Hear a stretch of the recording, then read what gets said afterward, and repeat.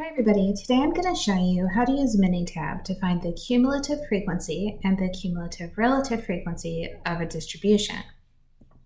For this example, I put in months and I just did January through August, and I put in a fake amount of revenue, and let's assume this is in thousands for a particular company. By finding the cumulative frequency, we won't just know what we made in a particular month, but we'll know what we've made in total for the year. So when I go to February, it'll be February and January. If I was looking at May, it's going to add May, April, March, February, and January. So we always know the total revenue for each particular month. So to make this easy, we'll let Minitab do all the calculations. We'll hit calculate, we'll go to calculator.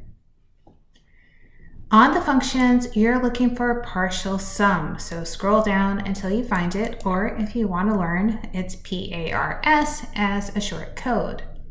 We are trying to find the partial sum for the revenue, so I'm going to click on C2.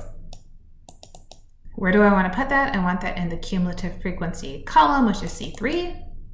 And then make sure you scroll down and select OK. Don't hit select. I do that all the time. That's the wrong thing. Make sure you're hitting OK.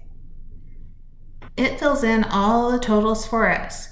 So we can see 38 and 21 is 59, then 59 and 45 is 104, and it continues down.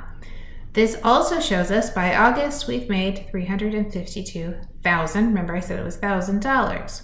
So let's add one more column. We're going to do the cumulative relative frequency. So we'll take the totals from the cumulative frequency and we'll divide by 352, which was our total.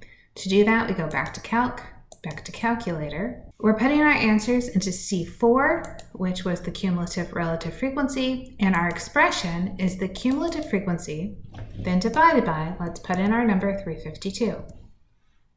If you would prefer these numbers to be percent instead of decimals, you can go to the top, right click, and say Format Column. Under Format Column, we can choose the type, and we say percentage. And then you can decide how many decimal places you want, and I think 2 looks good, so I'm going to hit OK. This tells me I earned 10% of the revenue in the first month. I had 16.76% by the time I got to February. If we're looking at June, we've already made 64.77% of our revenue, and by August, we're at 100% because that's where we stopped counting.